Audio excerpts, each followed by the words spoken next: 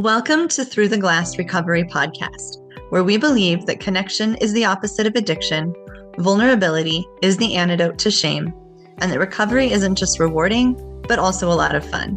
We're your hosts, Julie and Steve.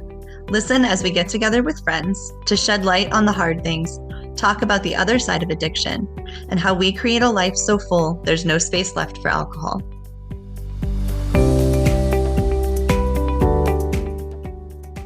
Remember that every time you hit like, or especially subscribe or follow, it lets the podcast platforms know that you think we've shared valuable content here, and other people that might benefit from our podcast will be more likely to see it. In this episode, we talk to John, Kris, and Ashley about the things we learned in the first 30 days of sobriety. We discuss everything from what the withdrawals looked like for each of us to facing all the fears that come with quitting drinking. We talk about all the unknowns that come with thinking about living without alcohol. We talk about where we found hope. Listen as we share what worked for us, what didn't, and what we wish someone would have told us before we started. So we are here tonight with John, Kris, and Ashley. I'm going to let you guys go ahead and introduce yourselves. John, do you want to go first? Sure. So I'm John. I'm from Portland, Oregon, and I have 362 days sober. So close to a year. Kris. It'll be a year Thursday night. Nice. Thursday Yay! night. Oh, that's right, too. Yeah, John. Woo! 1 year party. Yeah, absolutely. Hi, I'm Kris. I'm from San Diego, California, and I have 101 days sober. And I, for a living, I'm a dog walker and a pet sitter. So that's just a little bit about me. Awesome. Thank you. And Ashley.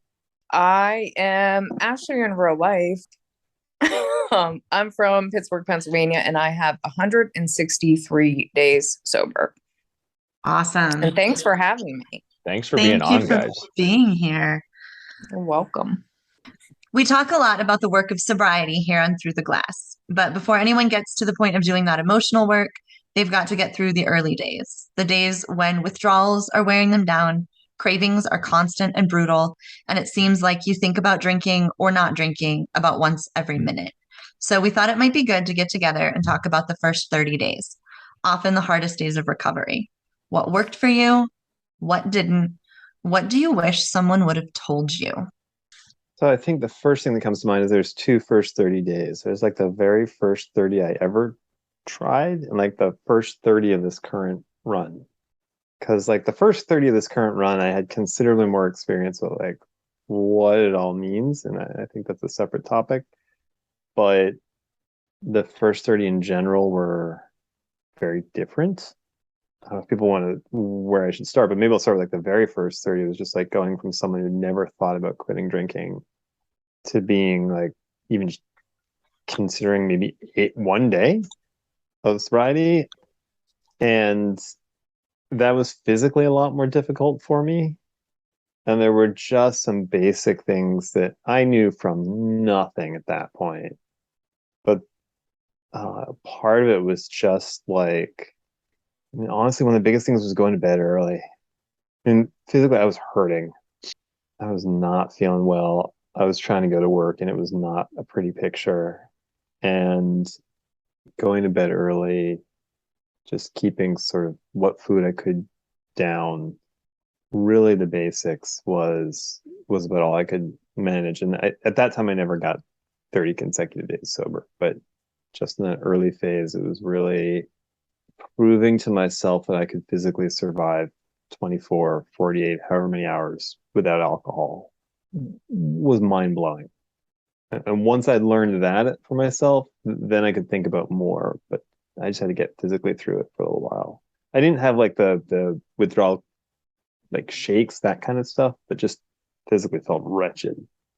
Yeah, my withdrawals were just nasty. I had the shakes, the night sweats, the foggy mind, the foggy brain, like nothing. The day felt like it dragged on forever, and squaring thoughts, putting like a complete sentence together felt like a chore. It was hard to do. I remember the first week was absolutely brutal for me, physically, sleeping, thoughts. Even the second week dragged on big time. It was the first 2 weeks just of like nasty physical headaches, shakes, sweats. I won't get into detail, but it was ugly. It was really ugly. I still managed to make it to work every day. I can't say that I was very successful at doing much. I made it there. Uh, there was a lot of fear for me because I drank when I drove. That was one of the things that I did. Drinking in my truck was that's what I did for the most part. I mean, I drank at home, but not to the amount that I did when I was driving. My truck was my home. It was where I drank the bulk. I was alone. It was easy. Nobody could tell me I was drinking too much. It's just how it was my safe alone place, isolated from everyone. So driving for me, even though I didn't have any money, I didn't have anything. I was scared to drive anywhere because even if I didn't have any money, you can always. I was scared I was going to ask somebody. Like, how desperate was I going to be to drink? Because I've only ever tried to quit once. This is my first time. So it's 569 days today. And like, you just kind of have to hang on for dear life. I went to meetings almost every day, but like physically hanging on for dear life, let alone just mentally hanging on for dear life. So those first 30 days really, if you can hang the hell on and get through them and have a community to help you through it, at least somebody to talk to and hang on to, like start crying, because I think when you start crying, everything starts to get a little bit better, even though it sucks. Uh, I know when I started letting it out, regardless of the physical pain, the mental pain got a little bit easier. I think for me, the mental pain was still, it took more than a month for that Oh, to even start to feel like it was healing. mm-hmm. The first 30 days was basically just like a death grip on sobriety. That's all it was. Like I like being afraid to drive. I never didn't really drink and drive, but I was afraid to have to run into town and run errands because like even going into the grocery store, you know, you're going to be faced with the liquor aisle or, you know, driving by the liquor store in just our little town that I live in. Like there were days that it took everything I had to drive by or to walk by and not stop. That was hard. Like it was the first 30 days are just a different world. Like, I don't know, I wasn't ready to really even start diving into the mental stuff yet, the emotional stuff. I just needed to get through a day. Like the first week, I mean, my husband was still out of town. I was still homeschooling my kids. Everything was a fog. I didn't really even know what I was doing or saying. They somehow made it through most of their lessons, but I don't really remember any of it. It was all just a fog, a very grumpy, irritable fog. Yes. And I Yeah, I know didn't, the grumpy. right? Well, and I didn't like, I Mhm. wasn't in a place where I was ready to tell anybody that I was quitting. Had I just been like, hey, I've decided to quit drinking, I'm probably going to be a little bit grumpy. Like, my kids are teenagers. That wouldn't have been like anything they couldn't understand. But I didn't say anything. I just tried to pretend like everything was fine, which I think was to my detriment, really. Like it probably would have been easier for everybody if I had just said, this is what I'm going through. But I didn't tell anybody right off. So I think it actually made it harder on me. Kind of like what I did when I went all out right at the beginning. I like day 3, I told my family. I called them up day 3, day 2. It was one of those 2 days. I called them up and I told mom, dad, and my sister, like, I have an alcohol problem. I have a drinking problem. I'm gonna need help. I don't know what that looks like. But I'm gonna need your support. And then uh, I had my wife's family at the time come over for supper, and told them in person. And so, like, right off the bat, I said, I have a problem. I need help. I'm getting help. I need your support. I don't know what that is going to look like, but I'm trying. That's Yeah. really brave. I definitely didn't tell people. But I agree so much with John that I have had many trying to stop drinking. There was probably only 4 times where I lasted 30 days, including this time. And I feel like this time was way easier than before, but I had no idea how much sleep I was going to need. I understood why I needed to sleep a lot when I was drinking because I was always staying up really late. So I was sleeping and taking naps. But now I'm not staying up late drinking and I'm still needing to take naps.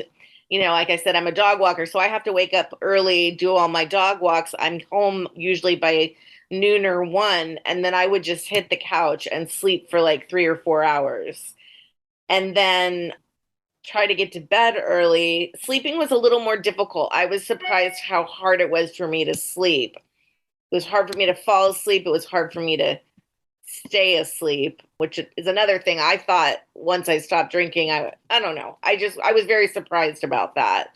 And it's so weird. I'm so glad that you're doing this at 101 days because I hardly can almost not remember my first 30 days. I think maybe it's like childbirth. I forgot because I don't want to do it again. It was just a blur. It was just a blur. Yeah. I definitely remember that the sleep was a big deal, and I'm crying all the time, and not always knowing why.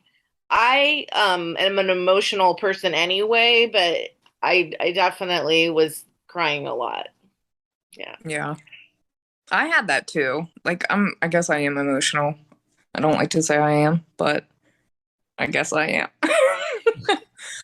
But I had that too, the crying and I just felt like my life was over and I was going to be left out of everything. And I just had such a veil over drinking, like it was something amazing. And I mean, you got to understand, I'm coming from being addicted to drugs, another substance and having to go to like outpatient rehab for this. And then now, having a problem with drinking. And I feel, which Dawn, I didn't withdraw either off this. I felt like shitty, but I didn't withdraw off of it. But I withdrawed off of drugs bad. And still, I will say that quitting alcohol was harder just because it's everywhere, and it's thrown in your face and there's bars everywhere. And, I'm younger, I'm 33. So that's what people do for fun is you go out and drink. And when people find out you don't drink, they're like, oh, they kind of give you that look like, what's wrong with you? But I don't know. I think I learned in the first 30 days that it's just okay. Everything's okay. Because I was so like dramatic about it. Like, how am I going to live without alcohol? Like, this isn't fair. But it is. It's going to be okay. And the community was probably the biggest step in the right direction that I've ever made. Because before, I mean, yeah, I quit something, but I didn't have support or anything. I kind of did it by myself. And I don't think I ever fully kind of healed that emotional trauma in the first place. And just having other people to talk to definitely helped that. So I'm grateful for that. I think Go ahead, John. I was just gonna say, I think if you compare like my very first 30 days where I didn't know what I was doing and I wasn't talking to anybody about it. I mean, like, I didn't even talk to my wife about it, who like at some point, because we drank together all the time, and she was like, "Everything okay?" Like, you're not drinking. And like, so like one night she like doesn't drink with me because she's trying to figure out like when I'm gonna have a drink. Like it was sort of like bizarro world. And I was just trying to do it online, like on the app support stuff, as opposed to this latest cycle where partway in I was like, okay, what's got to change? I got to finally admit I got to go to a meeting. And I looked back. I did prepare for this meeting. I looked back at some of my old posts, and like you can see all of a sudden from like just sort of this miserable wailing Yeah. to I don't like it. I don't feel good. I'm unhappy, and I'm complaining a lot, but there's still a little more direction to it. And like there was something to say. Like I'm not a terribly much portion. I think I've cried maybe once in the past year getting through this. But having a place to go and be like, oh, it's okay to be an alcoholic. Like it's okay to be like one of those people, and like I'll make it. I can kind of do it. That let me get, because I think I went to my first meeting like day 10 of this run. Like that let me get from days 10 to 30 with like vastly improved relief of, oh God, there's a plan. And it's not my plan, which is good because my plans clearly have not worked out.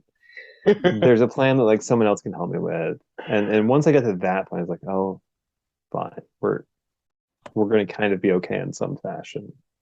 Yeah. I think that's the big thing is just you are going to be okay.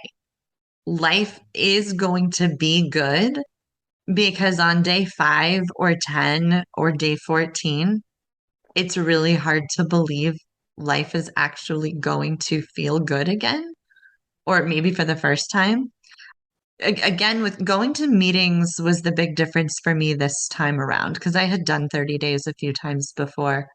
And for me, it was just seeing so many happy people that convinced me it was worth at least holding on and trying. Because, and I know a lot of people too, it's like who am I even without drinking? I'm not confident. I'm not funny. I'm not outgoing. I'm not any of these things without alcohol in my system. Like, what does that even look like? And am I even going to like that person? Do I even want to be that person? And that just, it just comes with time. That doesn't even come in the first 30 days. Like, I'm just figuring that out in at a year. But those are some big fears when you're first starting out. Like, what is that even going to look like? And that's, I think, what stopped me from continuing on. Sometimes I would quit for 4 or 5 days, maybe a week. And then I would have so many different fears surrounding staying quit that I'd just be like, oh, never mind. I don't need to do this right now. And just holding on and getting through all those fears, I think was really important. It's kind of like losing your best friend, right? That's what it was like. It was the one thing that you took with you everywhere. It went wherever you went, and it was, you went to a social event, and I had lots of drinks. I showed up, well lubed, and you take that part away, and it's like, okay, now what do I do? Now, yes, I'm not going to this event. Like I basically the first 30 days I did almost nothing. Didn't really go anywhere, didn't really do anything. Probably the best thing I did was just do nothing and like go to work, come home, do the bare minimum, and just like not go outside of the box. The box is really small. And I went to a whole bunch of meetings. I went to like 4 meetings a week. That was, it's kind of like what Julie said. You saw smiles, even if smiles and laughter. It just felt like something you wished you could have. It felt like it was so far away.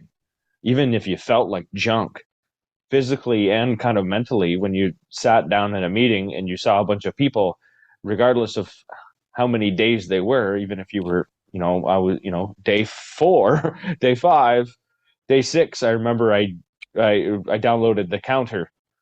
I downloaded and because I couldn't count how many days I was sober. I was like, how many days am I? I quit on a Sunday night, and I was, it's Saturday. I'm like, how many days is that? I'm like trying to count on my hand. I'm like, no, I'm just gonna download an app on my phone and then put the date in and have it tell me. So that's what I did. I'm glad you brought that up though, because I think that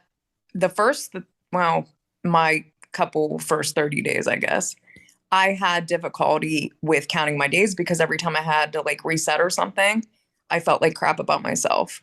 And you told me, Mr. Steve, that each reset is a lesson.